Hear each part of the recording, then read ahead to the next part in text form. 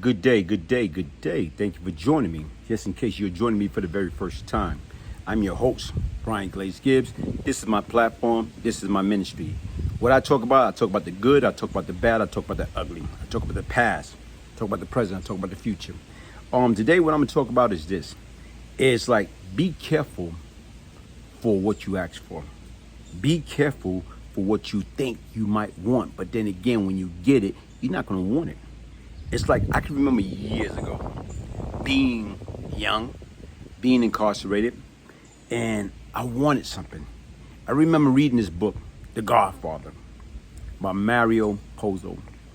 And it was a part in that book about having a power structure, gaining a power structure that was so strong that nothing could penetrate through it. Okay, I was in a hole doing segregation whole time. I think I was serving 150 days of whole time that it got modified to 90 days in a box in a beam. And when you're in a box in a beam and you lock down 23 to 24 hours a day, that's all you got to do is read. Only thing you're gonna do is read or beat y'all. Beat your you know what, y'all. Masturbate. And like I told you, right now I'm a kid. Not even a kid, I'm in my 20s then. But I'm in there serving time, reading a lot. And I remember reading that book and having a power structure that was so strong that nothing could penetrate through it. And what I mean by that is this, thinking from a legal standpoint, that if you into that legal field, when you talk about a power structure, if you're into the street and you hustling, selling drugs, you want people on your payroll. That is law enforcement agency, people that work in the district attorney, people that work for the United States government. You want them on your payroll because, once again, they are the people that know things, that can give you information or tip you off before things actually happen, so you know how to combat things. Okay? So that's the difference. Like, you got to be cautious what you ask for, because, at one point in time, I, young kid, 20 years old, Glaze Gibbs, wanted a power structure that was so strong that nothing could penetrate through it. And you know what? I got that. Right now, I got that. Eventually, I was able to have a power structure. I was able to have people in different positions that was able to help me to become who I became. And you know what? You did it all for the wrong reason. What people don't understand is what people would do for green, what people would do for U.S. currency, what people would do for money. People will sell their soul. They will sell their family member. They will sell themselves for that mighty dollar. And that's the difference. People, all money is not good money. Okay? Like I say, I'm gonna talk about back in June of 1987, after laying incarcerated 13 months. I'm in jail, in prison, Brooklyn House to Rikers Island. I'm being bounced back and forth because of my attitude, because of my behavior, because I'm constantly getting in and out of trouble. Like, anywhere I go, I learn. When I get to a floor, I get to a unit, listen, who's in charge of the phone? And once you get in there, you go to them. Listen, okay, here it is, who's in charge of the phone? Because once again, I, Glaze Gibbs, have to have ample time on the phone. So automatically, you can tell whether you're gonna be there for a little while or you're not gonna be there at all. Because if you get into a housing area and they say, well, listen, nah, we don't got it, or you don't got it like that, or you can't get it like that, then you automatically know that you got to take action by any means necessary. And you got to do what you need to do to get them to understand, guess what? You're going to give me what I need, and you're going to be fair about it. Otherwise, we're going to have a problem. And chances are, some people bow down, give you what you want. Some people, guess what? Let's fight. Let's go for it. That's when the knives, that's when the shanks, that's when the razor all come involved. But once again, for what? Look where you're at. You're incarcerated. But the difference is, guess what? That mentality, that sick, illusion, that sick mentality do not stop existing. And you know what happened is, guess what? Blood is shed. Somebody gets cut, stabbed, hurt. But the difference is right now is, you know what? To me, I'm going to get what I want one way or another. Are they going to get me out of there? So as I'm talking about, being on Rikers Island. And to me, I spent out of 13 months fighting a murder charge, I spent half of that time in segregation, in a hole, locked down because of who I was and everything I did. And to me now, it's like a situation. What are you gonna do, man? What are you up against? What do you need to do?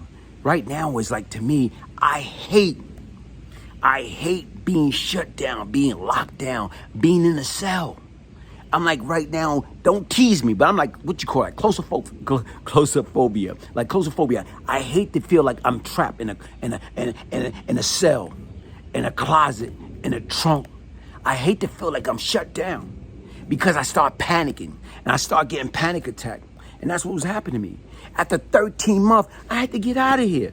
One way or another. Either they was gonna let me go as a free man, or they was gonna send me off for Rikers Island or Brooklyn House upstate to start serving my time.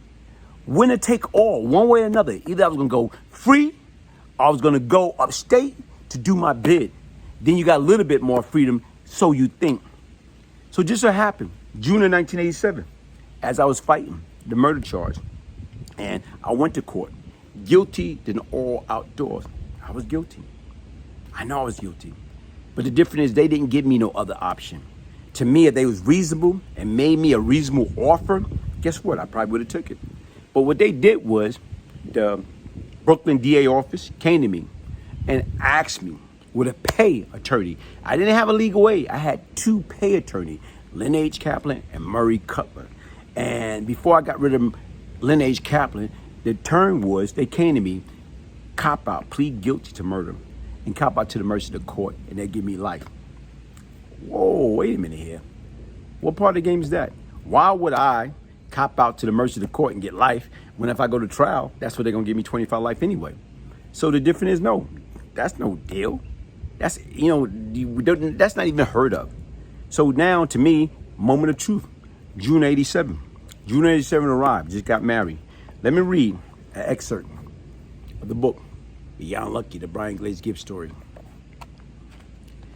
I was married, and when the jury selected my trial for the murder of Civil start the week of June 15, 1987. My attorney was Murray Cutler. His son, Bruce Cutler, was John Gotti, well-known attorney. My new wife, family, and friend was at the trial to support me, and the Silverman's family was there to support her. The coroner took the stand and said that Silver had died from gunshot wound to the head and body. Silver's sister took the stand and testified that she had been the one who identified Silver's body and had received a telephone call from Crazy Clyde, who said that Silver has last seen with Amari and me. She also said that Clyde told her that he had done something to me and I must have found out, and that is why I killed Silver. She was crying through her whole testimony. This attorney and Cutler both cross-examined her. I thought he was doing a superb job. The arresting officer on an attempted murder charge took the stand and repeated a statement that Terrence gave him.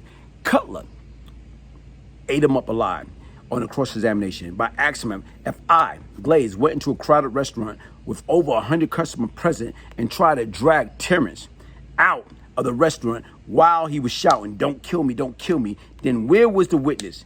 And where was the physical evidence? You know what I'm saying? Such as the handgun and casing of the bullets and photos of the crime scene. Cutler also say that if everything happened according to Terrence's statement, then why the White Castle security guard or other White Castle employee who was protected by bulletproof glass didn't call the police? A valid answer couldn't be given. Cutler then explained to the jury that a valid answer couldn't be given because the crime never occurred, and Terrence made up the whole story. When Terrence finally took the stand, his hostile and disrespectful attitude supported Cutler claimed that he was a drug addict and could not be trusted. And folks, that was it. Here it is. I was charged with murder, attempted murder, kidnapping, weapon charge. And the difference is right now is it went to a panel of 12 of my peers, 12 of my jury. And what they did was they found me not guilty. They found me not guilty of murder in the second degree. Murder was a case that they gave me, and I was guilty.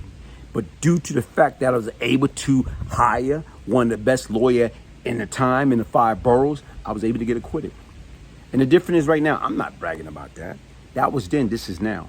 Here it is. I wish I would have got convicted, because once again, then if I would have got convicted, then I would never became who I became. But I allowed myself to feel invincible when I got out and I got acquitted on something that I did, and I went home. My attitude didn't change. I didn't learn from my mistake. My head got bigger, bigger, and bigger, and I thought I was invincible. I went back out there and I became something I wasn't. I became, because once again, I signed a pact. I took my name and signed it in my blood to Satan, that I belong to Satan. Because when I start doing this, I start acting in all the devilish ways. I start becoming a person I wasn't. I was raised in know right from wrong, but yet and still I went astray like that lost sheep. And you know what? It took me, and it took God to basically save me. Because once again, 18 months later, what happened? I'm back there. Now the charge is worse than it ever been. I went from having one murder, today talking about from June 87 until November 88, I had one murder a week. Whoa, whoa, whoa. Listen, folks, hit that like button, hit that subscribe button, subscribe to the Brian Glaze Gibbs channel. This is my ministry. Crime doesn't pay. If I, the one they call Brian Glaze Gibbs, can change, anybody can change. Listen, get your signed copy of the Young Lucky book, The Brian Glaze Gibbs Story, a true story of crack, money, murder, and redemption. If I, the one they call Brian Glaze Gibbs, can change, anybody can change, because change comes from within. In order to get your signed copy, email me at Brian, B-R-I-A-N, Gibbs, Gibbs, 1201 at yahoo.com. Thank you for joining me. Hey, follow me on Instagram, Brian Glaze Gibbs. Hey, hit that like button, subscribe, share. Right now is, if you have anything you want to talk about it, email me, DM me. Thank you for joining me. One love.